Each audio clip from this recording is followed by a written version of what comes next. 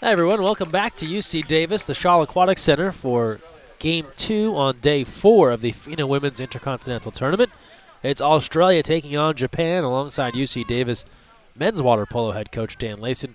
Greg Meskel joining you here from the Shaw Aquatic Center. This one should be a treat. Two of the better teams this week in Davis. Undefeated Australia at 3-0, Japan at 2-1, only losing to Team USA last night. As we get underway, it's Japan in the white caps, Australia in the green and gold. And a look in front and a contra foul as a palm to the head on the attempt there from Ellie Armit. And an easy call there for the official. Dan, I know we were kind of circling this one today because it is two contrasting styles, to put it mildly. Absolutely. You got a big, strong team in Australia with more of a classic style, big center, and more of a classic game, and then you have the Japanese that are playing their style and really opening a lot of eyes and drawing a lot of attention to playing a more up-tempo, movement, pressing-oriented game and really focusing on the counterattack a lot and having success with it. The exclusion here on Japan, power play for Australia in the opening couple of moments here. That's off the post, good look right in front, but just couldn't bang it home, and Japan now will go on the attack. Down a player here as they come even. I'm going to say good look, not such a good shot. Really, the attacking player needs to try to shoot, to look to shoot cross cage. The other side of the goal in those situations, the goalkeeper's trained to block near side. Sometimes shooters try to squeeze the ball in there and it's not open. Run out of room. Tossing that one aside as the possession coming to an end. The backup keeper, Gabriella Palm, controlling for Australia, wearing the 13 cap. Keep an eye on number 11, Marina Takamoto, the center defender for Japan, how she plays off the center. See how far in front she is? She's not engaging in the contact until she absolutely has to. It's not really advantageous for her to do that. She's much smaller. And now she's being forced into a defensive position, but there's a turnover on the perimeter. And the fitness level of Japan not to be underestimated. They can swim with the best of them, and now on the counter here, and they'll have to regroup. They swim really well, and they gave the United States a tough match the other night, and they really had problems putting the ball away. They generated a ton of opportunities, but they couldn't score really, but they did have a lot of opportunities. This up-tempo game, this driving game, is tough to play defense against. Well, we talked about their training. Can recall in years past at this Intercontinental tournament held in Louisville, Texas last year, and also has been held in Riverside. And this team and every team gets a practice session earlier in the day before their games, and the Japanese team would go through some epic swim workouts as opposed to everyone else who in some cases took it a bit more casually. They are consistently working on being the most physically fit team.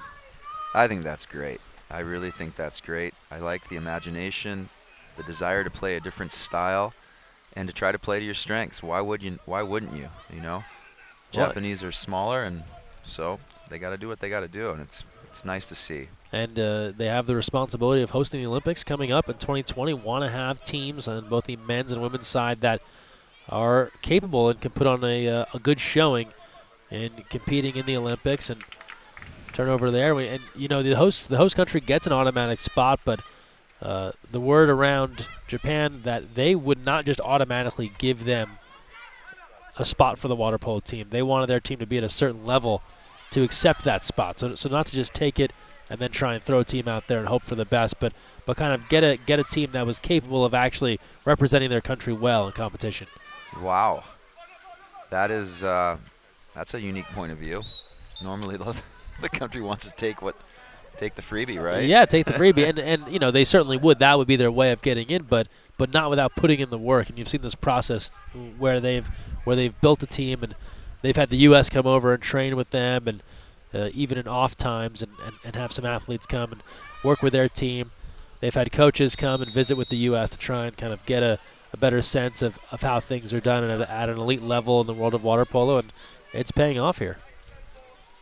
Nice little pick on top, created an opening for an outside shot just off the crossbar. Good look. Pressure here as Australia being pushed back into their own end. Here's the veteran Rowie Webster. What's made this Australia team tough this week here in Davis is they've brought a good mix of the names you know from Australia water polo over the last couple of years. Yeah, there's some newcomers. If you look back at the team from Rio, made a coaching change as well. Greg McFadden, the longtime coach, no longer in charge of the team. And so that's brought about some new athletes as well, some retirements. A save there from Palm. The coach is Greek now, correct? That's correct. Sakis Kachagias, the coach here for Australia. Long outlet for Japan. Not too much on that one, but they fill the lane. There is some help after the ordinary. Fast-moving first quarter. We're scoreless. 3 minutes to play. This is where I'd like to see the Japanese get down deeper, get down to 2 meters. Don't settle for playing out here so far from the cage. And now they're going to try, maybe one drive or maybe they'll shoot from half tank. I think their game could even be more effective if they could get all the way down and just keep moving and find a way to prevent the counterattack at the same time, which isn't easy. Definitely a calculated approach. Yeah. Risk averse on offense, that's for sure.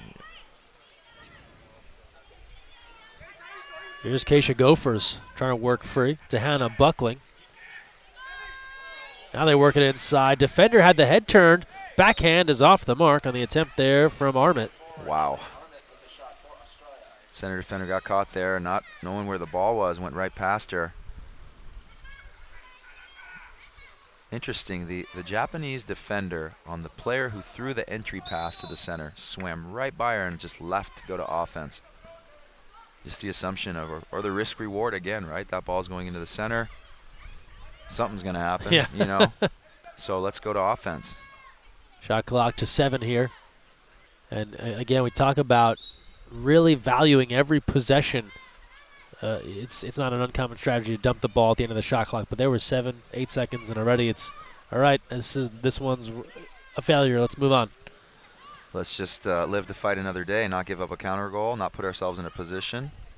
Although knocked away. I think you were thinking maybe something else coming there, but Webster has it tipped away, and now again looking on the counter, yellow card to the head coach of Australia. That's a frustrating yellow card for the coach. I believe he had a reason to complain on that call, and this referee wants to make it so that you can't say anything about. They want the coaches to be silent. So near steal here after Japan turns it over. Australia working in the backcourt. Isabel Bishop. She needs some assistance, and Webster now breaks free. I would not be surprised if Australia could get the ball to the center, if the same referee who just gave the yellow card would award them an exclusion, sort of. He got the message, but yellow card to the coach, but sure. But they didn't do anything on offense, and didn't give the referee a chance to make the call. Lob attempt, save there from Palm. And this is where Japan could have the advantage. Australia has had to swim for about 8 minutes straight here with any real sort of stoppage. Not that they're not in top condition as well. Nice chase back by Japan. Sakanue. Penalty called. With 33 seconds left, and that'll go against Kana Hosoya. Australia had a clear 2-on-1 counterattack there, and the Japanese caught up, but they couldn't catch the third player. Another yellow card there over to Australia's bench. Looks like they picked maybe an assistant coach to tag with that one. And on the skip, Webster delivers our first goal.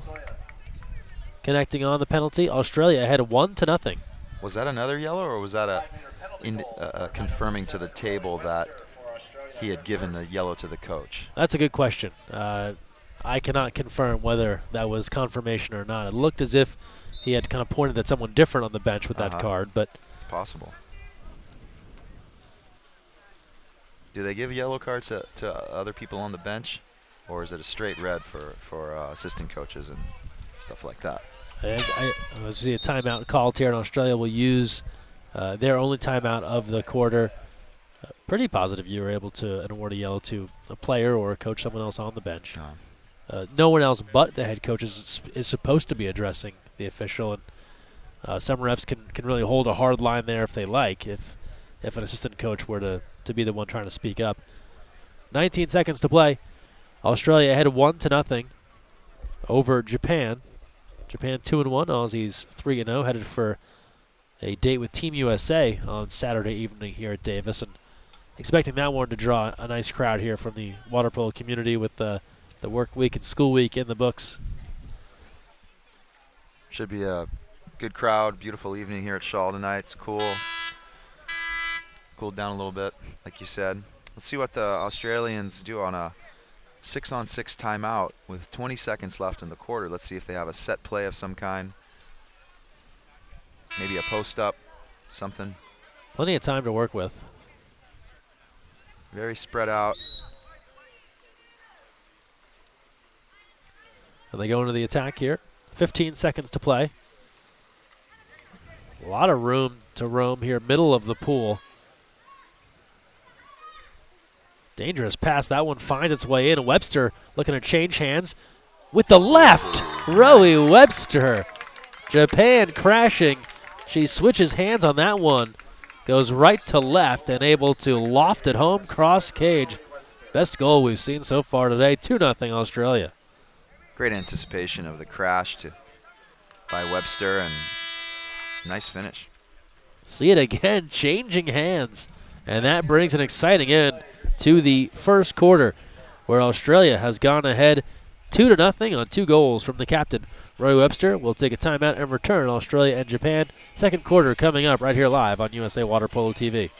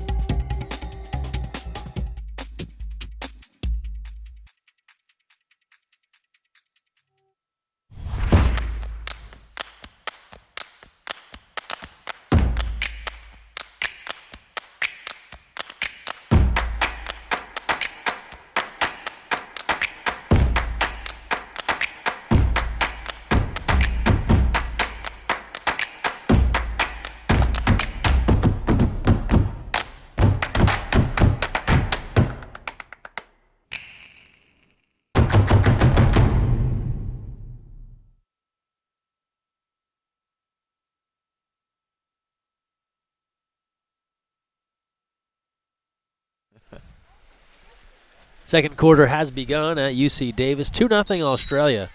Very quick first quarter. Our goals came at the very end of the quarter there. Webster putting away a couple, first on a penalty and then on a great change of hands. And the right-hander buried it with the left.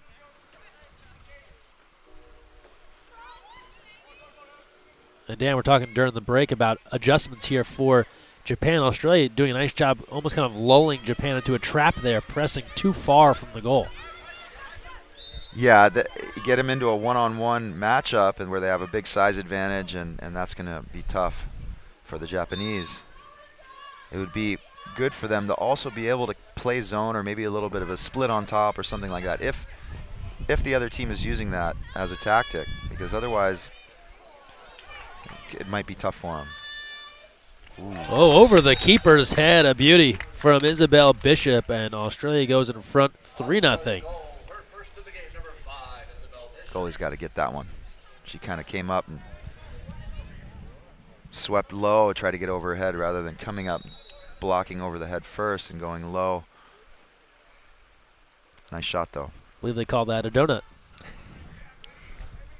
And Bishop converts 3-0. Australia in front, opening minute, second quarter.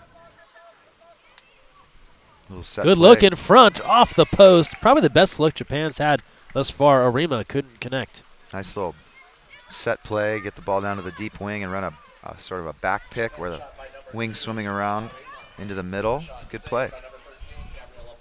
See that from Davis next year. All right, put it in the books.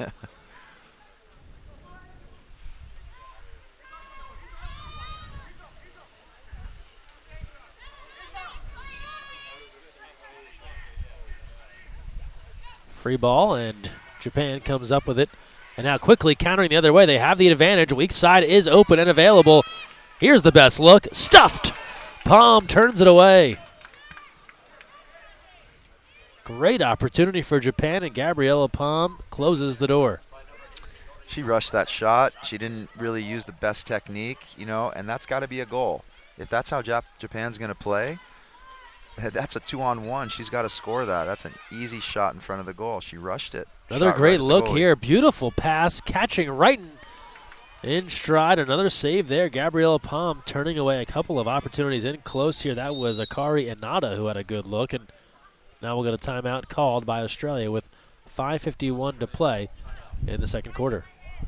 Coach not pleased with the number of counterattacks opportunities Australia has given up. No, you're exactly right. We're lauding Palm for her saves, but the coach is looking at it like, why she had to make those stops. Those are 2-on-1 counterattacks. You don't want to be giving those up. But again, Japan's struggling, you know, getting all the way there, doing a lot of really good things, and then unable to score. It makes it hard to win. This is true. If you can't, wise words from Coach Dan Layson. If you can't put the ball away, you're probably not going to win the game. Yeah, hey. It's a lot of years of coaching to get to arrive to that conclusion. You got to live it. You're not living it. You're not knowing it. Yeah, absolutely. 5:51 to go, first half. 3-1 Australia. Pretty good year for the Aggie men last year. It was a good year. It was, and we're hoping to have another one coming up.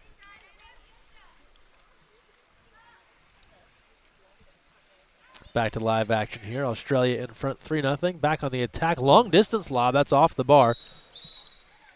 And then an exclusion. Isabel Bishop getting tied up in transition. She'll go off. And here's a 6-on-5 for Japan. See how the spacing of Japan here might play a factor.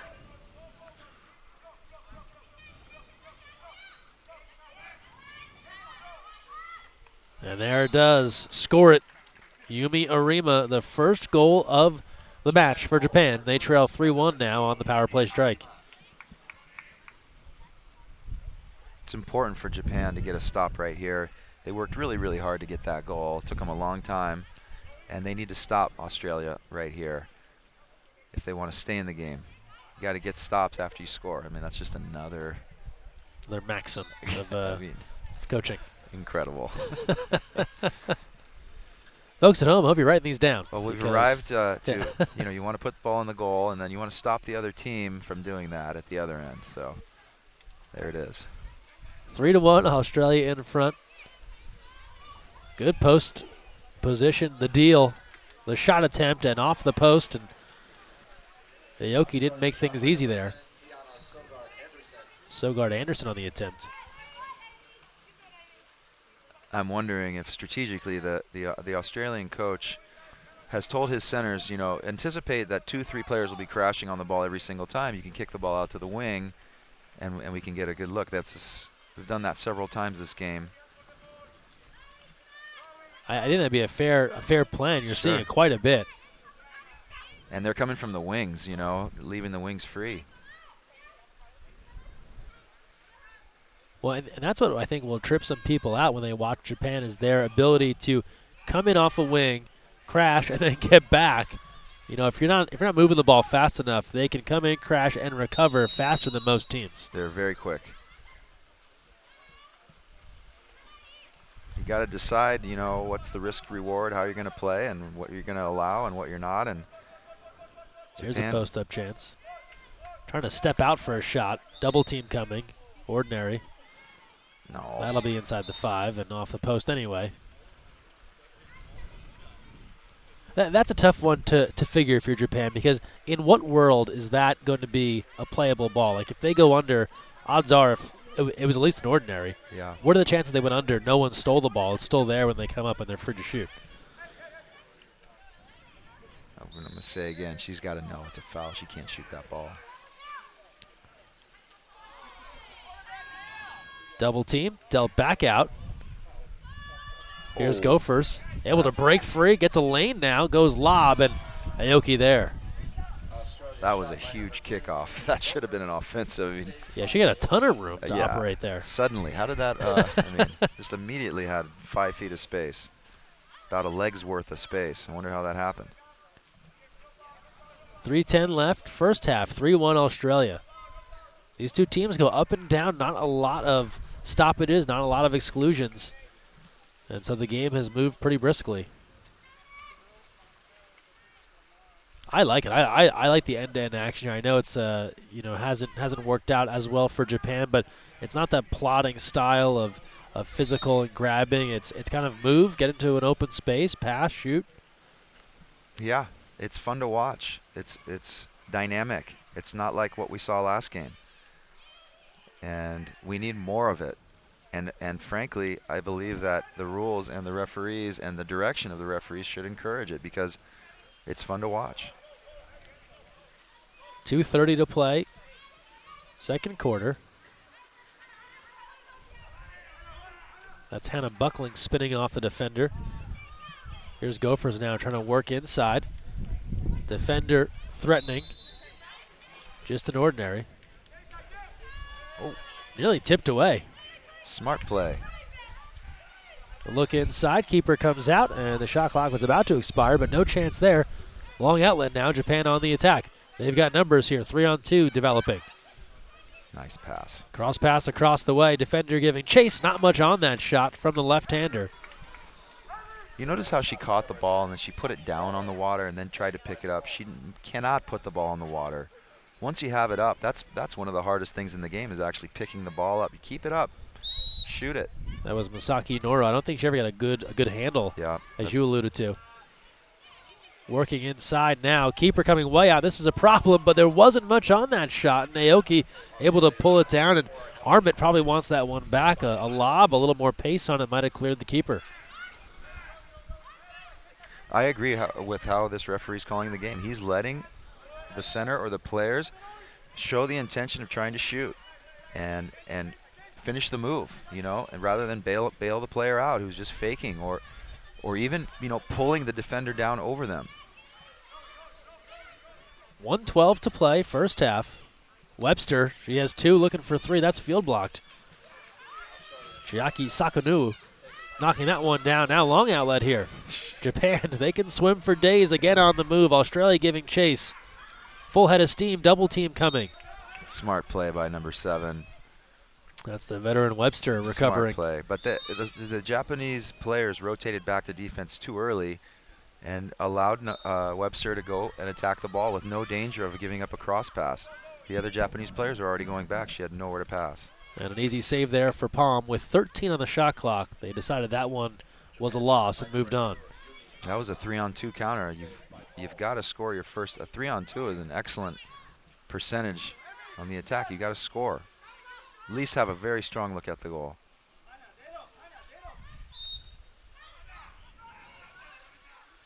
A tussle there at about 5 meters, and a contra foul is called. Some disbelief there from Armit. Whoa. Shot clock is off, 22 seconds left, and looks like an exclusion is coming here.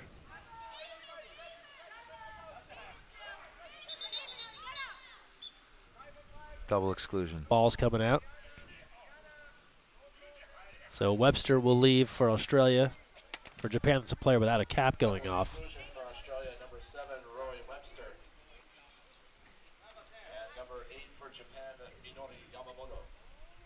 22 seconds in the period, 5-on-5. Japan should maintain possession of the ball at the very least until the end of the quarter and not allow Australia to have a chance. That's Yamamoto excluded for Japan. Japan at about mid-tank here with 13 seconds left. Now they work it in. At about 4 meters. Cross cage. And a nice shot. Yumi Arima with her second goal makes it a 1-goal game with 7 seconds to play.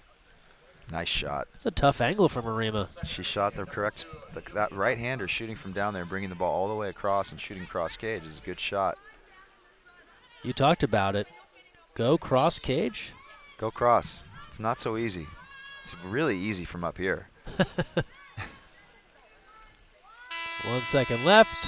That one's knocked down, and we've come to the end of the second quarter. Halftime on the way, and Japan rallying in that second quarter. They outscore Australia 2-1, making it a 3-2 game in favor of the Aussies at halftime. We'll take a break and return. Third quarter coming up live right here at UC Davis. You're watching on USA Water Polo TV. Stay close.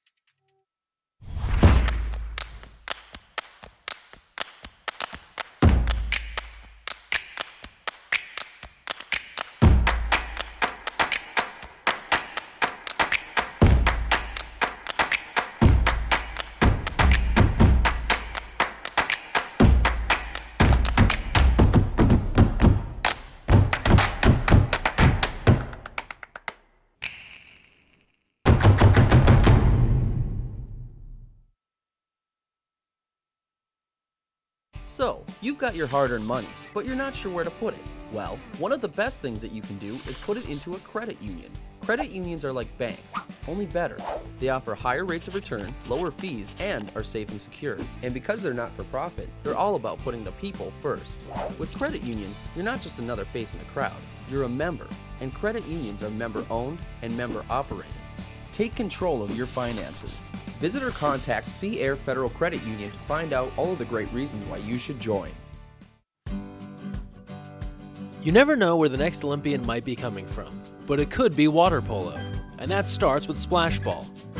Splash Ball is a program for children ages 5 through 9 designed to introduce them to the sport of water polo while promoting water safety. Improve swimming skills and learn a sport you'll love for a lifetime. For more information, visit splashballusa.org.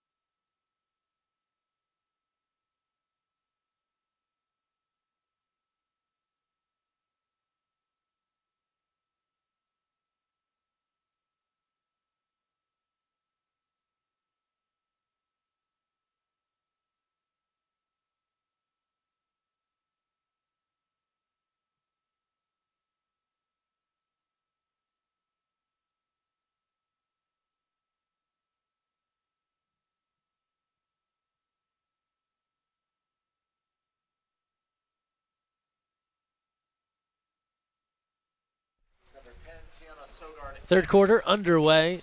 Australia and Japan 3-2. And Dan, could you have two different games here than what we've seen to start on day 4? You had the very physical, a lot of power plays. Kazakhstan, China really working for the center. Was Team China really working for the 6-on-5 Kazakhstan?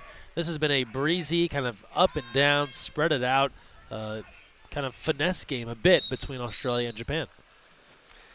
Yeah, it's completely different. It's. I think that that the physical game has its things about it that are interesting. I mean, it is really interesting at times to see how much people are wrestling, and that wrestling aspect of the game can be interesting. But this, more finesse, more swimming, is also fun to watch, and it's interesting in a different aspect in that the endurance and the conditioning of the players is also really impressive.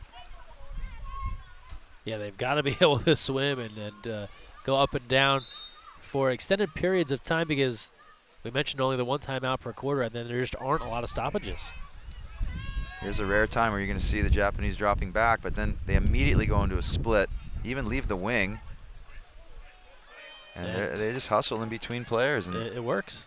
You can't sit there and mess around with the ball for too long. You got to, and if you can move it, you know that you're going to be double teamed. You can move it to an open player, but you can't sit there and fumble around with the ball for too long, or there's going to be another Japanese defender there to take it. This is the second of 3 games. Kazakhstan defeating China 9-7 in our first game.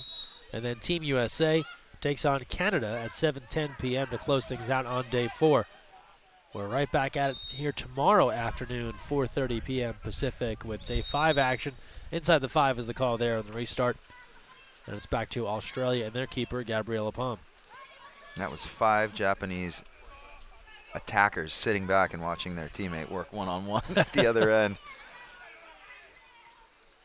She had a okay attempt. Good drive. The pass was a little bit over her. Nice steal, stepping into the lane after that one got away from one of the Australian players. It was intended for buckling. Now Japan cruising into the offensive end, but Australia comes right back. Gophers with the takeaway. Japan just hanging out in the middle of the pool in transition with the ball. That's a dangerous place to be. Very easy to lose the ball there. Gophers now working in. Defender from behind. Gophers spinning and has it stopped, but the follow's there right in front. Armit cashing in. So Ellie Armit, nice job following the play. Good initial save there from Aoki, and then Army buries it. Can't allow a rebound goal like that. That player must box out and not allow a rebound. Their goalie did everything that she had to do. They dodged the bullet on that, and now you give up a rebound goal. That's a big no-no. Just got to box out and make sure that that player can't get inside and take that rebound.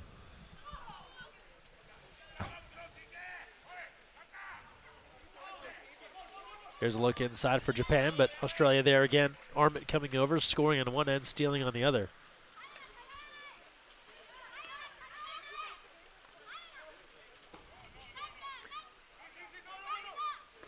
Look inside for Webster, too much on it. And a steal there for Tokumoto. And now Japan quickly on the counter. A 2-on-2 developing. Lob attempt off the bar. Didn't use that additional player there on the break. Going one-on-one was Anada, and it was off the bar. Japan needs to work on finishing those first line counters. Another 2-on-1 counter. Got to finish those. They finish those. I mean, they're really in a lot of these games. And the result's different. They're not losing there, and that's going to give them even more motivation to continue to play the same way. Armit looking to break free. And nobody home there. Ends up passing it right to the goalkeeper. Another first line counter, 3-on-2. That one not enough on it. Bad pass. Would have been intercepted in football, and here comes Australia now on the attack. Gotta compensate for that Shaw Aquatic Center win. The Delta breeze. Throw it out there a little bit further, let it drop down. Aussies now moving in, and Gophers right in front. Australia goes ahead 5-2. And their largest lead in this one.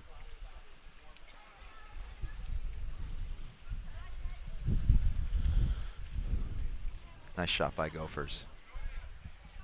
It's making me think of Caddyshack. Not that type of gopher, but perhaps as much of a nuisance to the Japanese team.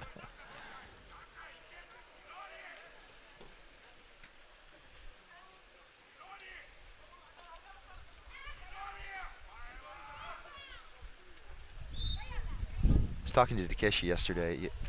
I asked Takeshi what the coach was yelling, and he was actually, they don't have terms for water polo in Japan, so he was yelling ball side, but with a Japanese accent it was hard to understand. I'm like, what is he yelling? He's yelling ball side. Oh, so he's saying it in English, but the English words. Yeah. Interesting. Yeah.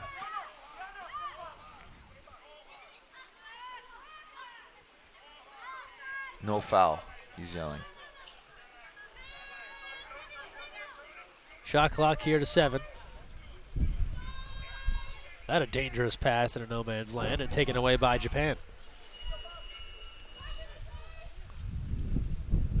See, Australia is really playing into Japan's hands a little bit here, and it's just a question that the Japanese players can't put away their looks. But long cross-court passes, you know, turnovers, creating counterattack opportunities for the Japanese.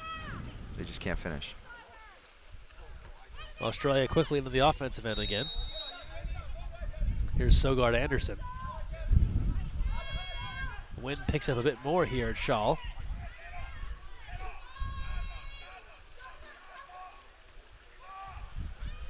Another pass to nobody in particular, and Japan comes up with it. Long outlet here and tipped away. Webster comes up with it. Back and forth we go.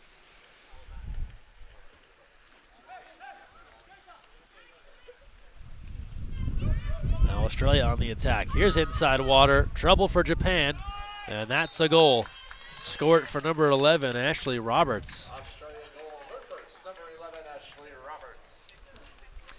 Ball to the wing and into the center with no foul. A live entry pass from the wing is a real killer a lot of the time, as it was in this case.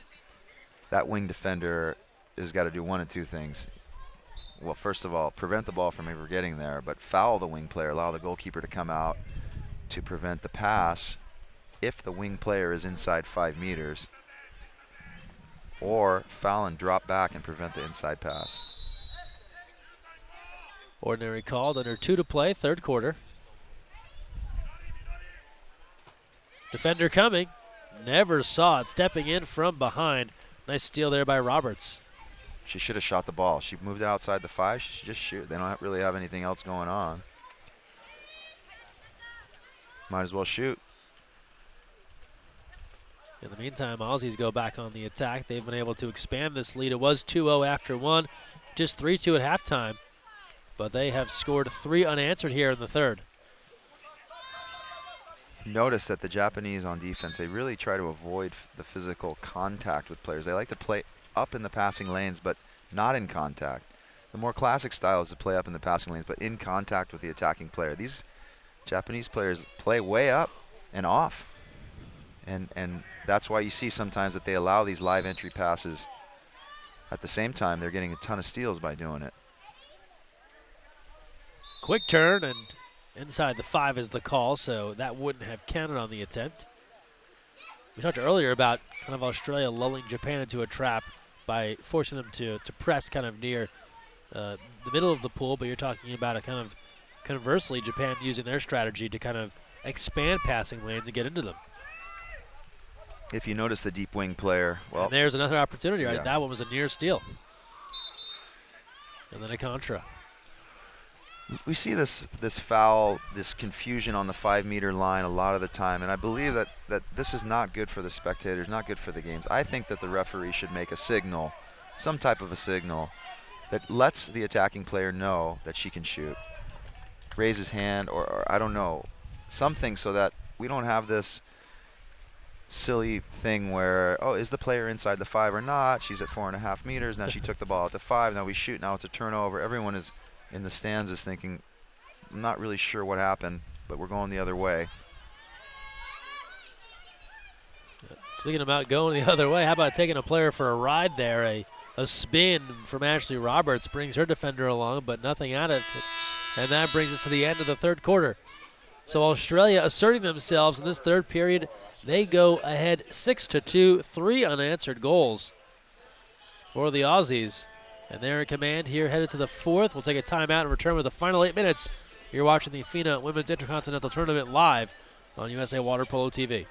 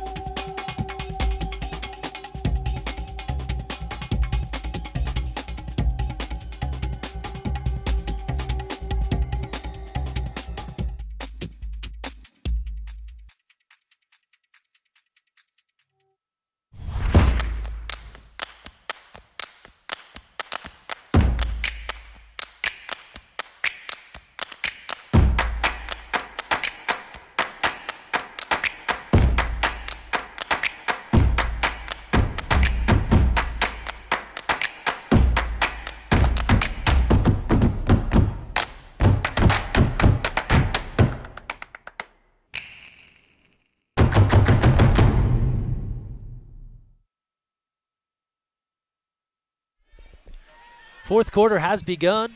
8 minutes on the clock and counting. 6-2, Australia in front of Japan.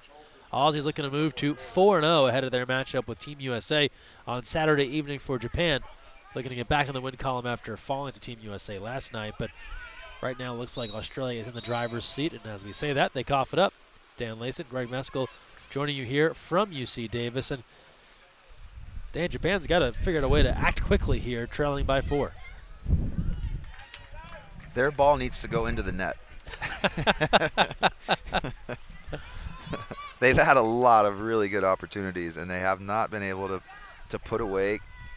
I mean, you tell me that I'm going to have 5 2-on-1s during a game. I'm going to be very pleased with that, and I will expect that we score all 5, not 0. There's a turn, step out, and score. Wow. Ashley Roberts, her second. She caught Inada jumping, reaching for the ball, and got her off balance and turned her all the way around. That happened at the end of the third period too. And the size match, mismatch is significant. Second look here, and able to make that turn and then puts on the brakes and has the big arm. Yeah. It's not to the Japanese team's advantage to allow the one-on-one game at the center. The crash needs to arrive every single time. There's just such a big size disadvantage for Japan. Melissa Seidemann yesterday was exposing that. She's able to just hold the ball and just hold it. Yeah. And hold the defender, and they cannot get to the ball, and then she just throws it in the goal. You know, that's somebody else has to arrive on the double team there. And she does that against some pretty good players too out there. She is very, very strong, very impressive. And we'll see her here coming up. What's always impressive about her too is she does it all with a straight face. It's there's never an expression of that she's actually moving folks around. Mm-hmm. Here's a post-up chance for Japan. Triple team. That's exclusion foul. Just ordinary is the call. I know the referee's going to ask me later what I thought about that. They usually do. Yeah. From the outside, easy save there for Palm. I think he made two mistakes on that play. The first was to call a regular foul here when the player cleanly stole the ball and was going on a counterattack. Now you call a regular foul unnecessarily. She can't shoot. So the advantage that you have created there is gone. And then I think that he didn't call exclusion because there was a crash arriving, but still I felt like the center made a strong move and defender held her. Could have been exclusion. Japan has gone to their backup keeper. Yuka Kamotashiro has come on. There's Japan now on the counter once more. Stepping into a lane and scoring. Yumi Arima, a hat trick for Japan. She has all 3 of her squad's goals and makes it 7-3. And you know, that counter, find a lane, shoot it. Japan needed more of that in the first 3 quarters. I know easier said than done. They, you know, they got to look there, but that felt like some quick action. Yes, it felt like they had much better execution. They had a good, strong fake before the pass, which helped to lock the goalie down and create an easier shot. And then just good spacing and people getting to the right spot. And a good finish.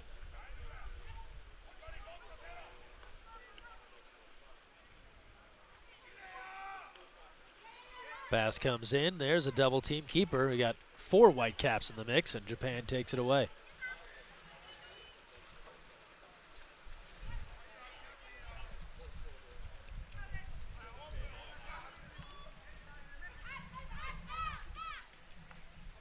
That pass goes over the top, and Palm comes up with it. That's a tough pass. Good hard driving by number 4, trying to get open, but the defender in the lane between the ball and the attacking player, and you have to throw the ball over the defender in a tight spot, and that's really hard.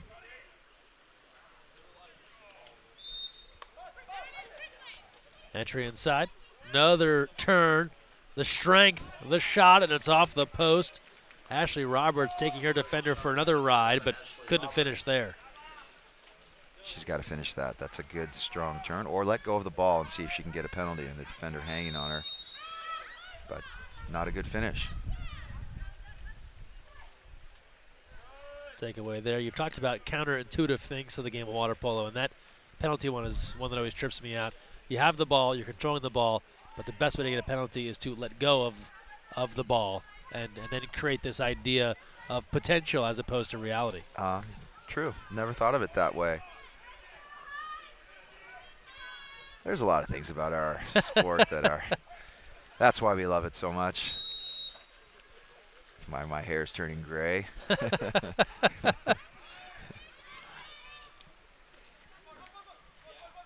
Under 4 to play, 4th quarter.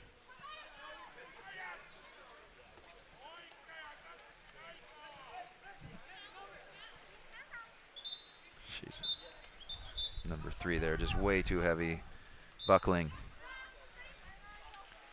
Easy exclusion call there for the officials. American fans of college water polo will remember her from USC, and she heads out.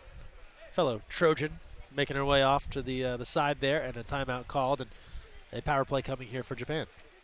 I don't know if Jovan would be very pleased with that exclusion. Probably not. Getting his team ready for the 2017 NCAA Championship coming up. Playing games this weekend, and then the final 8 will converge upon Indianapolis next weekend, May 12th through the 14th. Super exciting year in women's water polo. So much talent spread out among these teams. It should really be an exciting finish there at Indy next weekend. You're going to be out there calling? I will, yeah, NCAA.com. Will you be doing all the games by yourself? Ironman status. Although the NCAA has taken a pity on me and really has nothing to do with me, but the fact that teams don't play out anymore. Used to be 3 days of 4 games a day, right? And now it's just 4, 2, 1. So if you call me on Monday, I'll have a voice. So tipped away there, palm controls, and that's always one of my favorite events. Anytime you call a championship, it's just it's a blast. I'm looking forward to being out there and somewhere different for the NCAA Final 2 is always a nice wrinkle. Great facility out there too. Incredible. We'll see how they get it set up for water polo. Should be exciting. There's been a lot of interesting games this year in women's water polo. So many good players. Yeah, the youth I think you saw at the national team level led to all these players being available to play in college. You know, you've seen talented teams before, but then you come home and you'd have the crowd kind of be more post-college. We had so many that were in that college age range or yet to even start college that really concentrated the talent at the college level. Really a lot of good players. That's some of the best players in the world still in college, you know. This is a fact.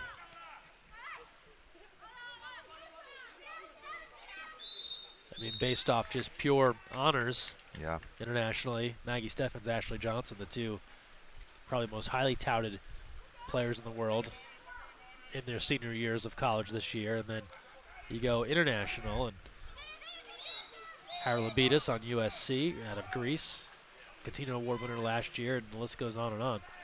Cal with a trio of stellar players. 2:12 left here. Australia has done the job to close the door on a rally from Japan. USA, Canada to follow at about 7:10 p.m. Although we have been going early a bit if the schedule allows. So, how do you feel about the elimination of the sort of classification games after the at the NC2A tournament? You know, all kidding aside, I like it. I think it makes sense. I think it brings the sport in line with almost every other college sport you watch. There's an attempt in close and a score for Armit. That's her second. It brings quite a bit of finality to that whole setup where you go out Friday, and I don't think any team wasn't emptying the tank to try and advance, but now it's like, really, what else do you have to lose? This is it. The only downside probably, it kind of maybe might shrink the atmosphere on Sunday if fans and family and teams travel, and then once they're eliminated, maybe they decide to go home, and now they don't hang around to watch that final. But I like the trade-off of really building the hype to a championship game, and everyone that comes to that pool on Sunday is there for one reason: it's to see the final. Well, and when you go to a place like Indianapolis, I don't think you're gonna. You got to book your ticket all the way through Sunday. You know, you're not gonna change your ticket. This is true. So you're gonna have. But if it's a more localized venue, then maybe that would be the case. But it's a good point you're bringing up that people are going. Odds are they're going for the weekend. Yeah. Hopefully nobody's going and thinking, well, Friday and I'm out. Yeah, I'm gonna catch that red eye Friday night because I don't like our chances. That wouldn't be a growth mindset. No, no, sir. Under a minute to play here in the fourth. 8-3, Australia over Japan. And when you get to that final 8, and I don't think you can say, well, it's anybody's game, top to bottom. But I do think there's a lot more balance than maybe in years past where it's going to be a competitive, certainly competitive semifinals and final. Yeah. Last time, correct me if I'm wrong, but I think has it been since the 80s that the NC2As was in Indianapolis?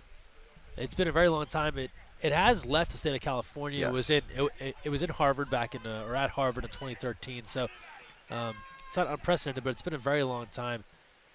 Pan American Games were in Indianapolis back in the 80s, as far as an opportunity for some high-level water polo, and then I want to say UC Irvine's final title under Ted Newland was 87, right? 87 or 89 was in Indianapolis.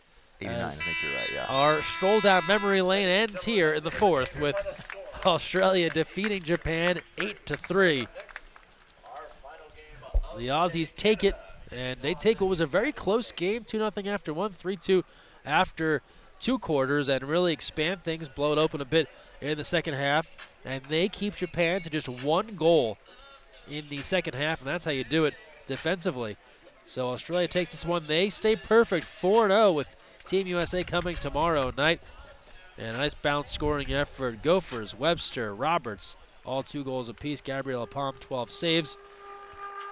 And for Japan, they got 3 goals. It all came from Yumi Arima. The final here, 8-3, USA, Canada, coming up 7:10 p.m. approximately. Come back and join us right here on Facebook.com/USAWP. For Dan Lacy, Greg Meskel saying so long. We'll see you back here at UC Davis shortly.